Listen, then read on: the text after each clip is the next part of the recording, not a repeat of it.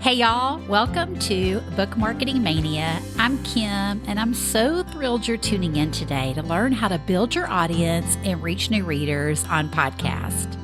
So are you still scratching your head over whether or not hosting a weekly podcast is for you? Maybe you're not ready to make the commitment to host an ongoing weekly show, but you do want to use the power of podcasting to serve your target readers and to build your email list.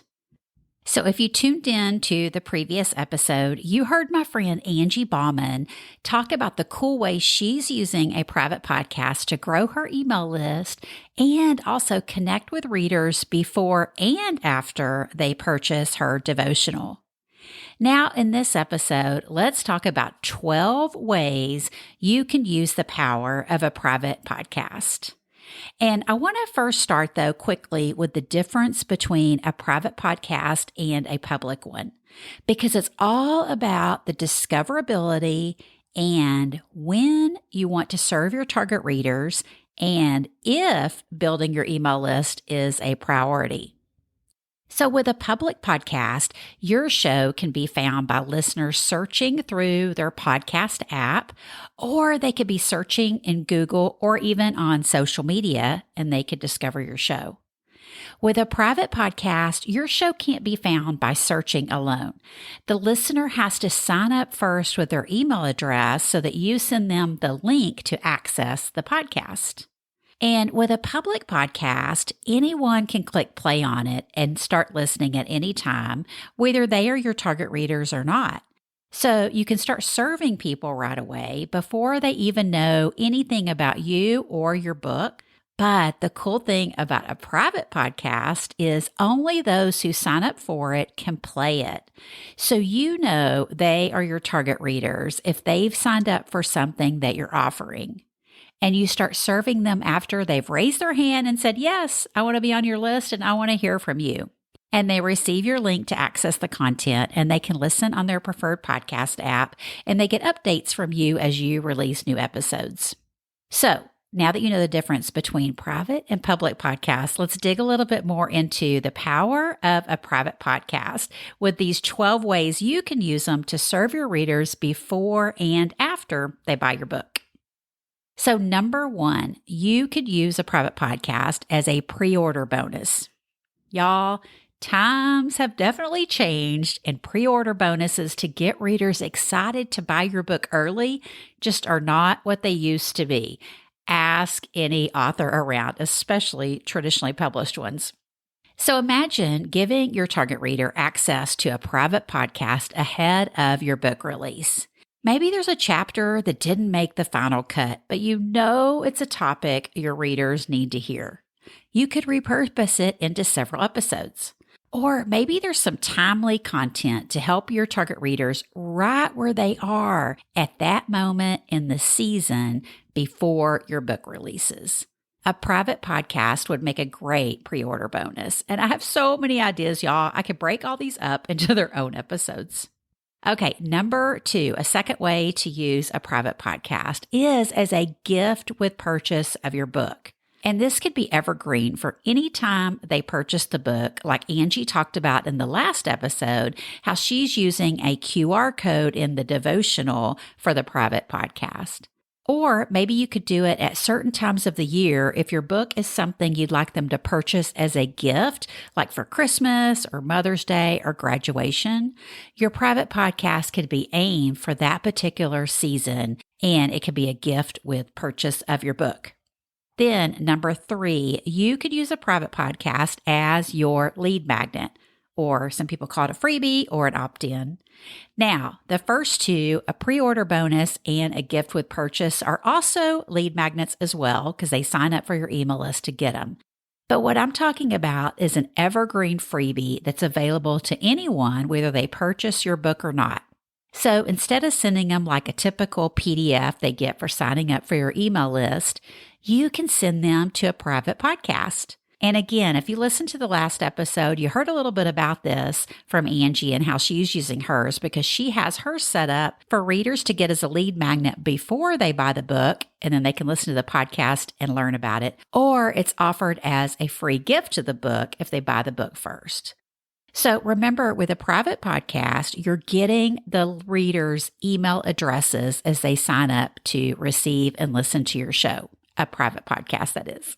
So think about how to use that strategically, whether you're building your email list before sitting down to pitch a publisher this summer, or you're launching a book in the fall, because you need an audience of future book buyers, right?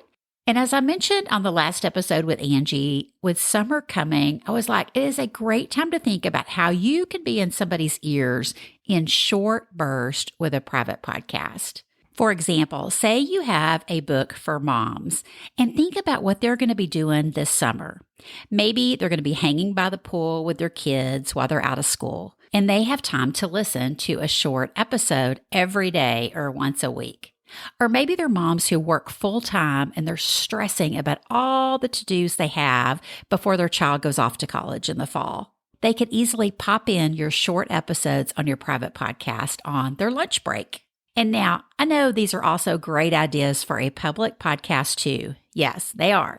But what we're talking about today is the power of private podcast, as you'll have the email address for all the listeners so you can continue to nurture them. And speaking of nurturing your email list, number 4, a fourth way to use private podcast is to deliver your weekly emails. So maybe you don't want to write a weekly email to your list, but you want to stay top of mind with your subscribers so they think of you when they think of buying a new book or reading a new blog post or listening to a new podcast, right? You want to stay top of mind with them, and you don't mind recording some quick audio to nurture your email list. Kind of like a newsletter, but think audio style. How cool they could hear your voice on a weekly basis on the private podcast, and imagine how much more excited they are going to be when your audiobook comes out. So y'all, there's so many ideas in so little time. We're only at number 4 of 12 ideas in this episode, and I hope you have your wheels turning on how you can use a private podcast. And if you need some help deciding which one of these ideas might be best for you, or you want someone to help you set up your private podcast, I'm your girl. Let's hop on a 15-minute free consult, and I'll put the link here in your show notes so you can schedule with me. Okay, now let's talk about using private podcast for timely events. And what I mean by this is like number 5 would be a pop-up private podcast.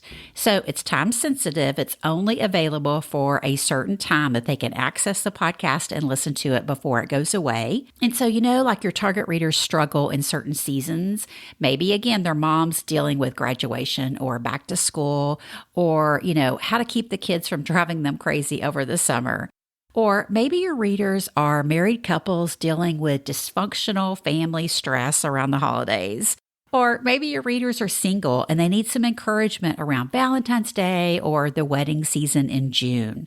You could pop up a podcast at any of those times that's right for your target listeners and support them and serve them that way with a private podcast. Or you might use a private podcast to support events where you interview other experts on the topic of your book. This has become so popular over the last few years. And I know like number 6, the 6th idea I have for you today is to host an audio summit. My friend, author Becky Kapitsky did this last year. She hosted an audio summit. And so all the presentations, the interviews with other people were done on audio so you could listen on the go. And if you have an opportunity to interview experts for any of these ideas we're talking about today, just think about how you could also have exclusive content from each of them. And that alone could be a private podcast. But I love what Becky did because she had this great summit, several days of lots of interviews, and you could listen to them. You didn't have to be at your computer at a certain time to watch a video. You could just take it on the go, and I love that idea. Or if you host a typical virtual summit with videos, you might want to use a private podcast to host your replays. And this is number 7 ideas for you is my friend Amy Wicks did this when she hosted a summit and she had a VIP all access pass, and those passes got to keep the replays of the interviews and presentations and listen to them in the private podcast anytime they wanted. So I love that. I'm so about audio on the go. Then idea number 8, if you create an evergreen digital course, maybe it takes your readers deeper into the topic of your book. Well, instead of updating all the past video course content when you need to, which I know course creators cringe at, then just release companion podcast episodes on a private podcast. And if by chance the course comes before your book, you could sell your book on the private podcast when the time is right. Or it could also be that your private podcast is the digital course content itself. And that's idea number 9. So you could offer a course on the go with a private podcast where they listen to the lessons instead. So they don't have to log into a course platform to get the lessons or watch any videos. All they have to do is pick up their phones, go to their podcast player where they have subscribed, through buying the course through you, and all the content is there and ready for them to consume and complete it so they can get the results they're after, which is why they bought the course in the first place. Then number 10, you can use a private podcast with your coaching clients. So maybe you're an author who is also a writing coach, or you offer coaching on a topic related to your book. Maybe you're a parenting coach, and you could offer a private podcast for motivating your clients. Like maybe you have writers and they get stuck at different phases of their book writing journey. Or if you coach parents, maybe they get stuck with their latest parenting challenges. And that would be a great way to serve them through a private podcast. Then number 11, you could offer professional support on a private podcast. So I think about this with mental health professionals, and I know that there's seasons of struggles that we all go through. And as a professional, you want to be able to support your clients between sessions and before or after reading your book. That's about the same topic, right? Of something that they struggle with. And I know as a special needs mom, it would have been so nice to be able to pop in my earbuds when I was in a therapy waiting room while my son was being treated. And I could have been so encouraged and inspired on my parenting journey. And got to hear from an expert about some of the thoughts and feelings I was going through when my mental health would kind of go up and down through the parenting journey. And listen, y'all, with all of these ideas, you could also have guests on some of these private podcasts, which leads me to number 12, using a private podcast for guest episode swaps. So maybe you're a solo show and you want to be able to swap to guest on other podcasts, but you either one, don't normally have guests on your public podcast, or number 2, you don't host a podcast at all to have guest swaps on, right?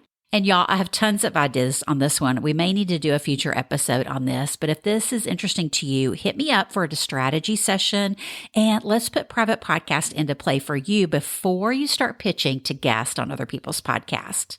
And it's one thing for your listeners to share your public podcast and be like, girl, you have got to hear this show, right? We always do that to our friends. But imagine to then be like, somebody says, you have to hear this show. But then for them to do it, they have to sign up for your email list, and then you can start nurturing them toward buying your book when the time is right. And there's so many ways, y'all, to leverage the power of podcasting to build your audience and reach new readers. So be sure to hit follow in your podcast player here, because I don't want you to miss the next episode where I'm going to be sharing some tips. If you are going to repurpose content into a private podcast, I've got some do's and don'ts that come from some of the ones I've listened to, and how to market your private podcast to potential listeners. We're definitely going to be talking about that. So thanks for tuning in today. And as always, I'll be there for you to help you build your audience and reach new readers one podcast at a time. See you then.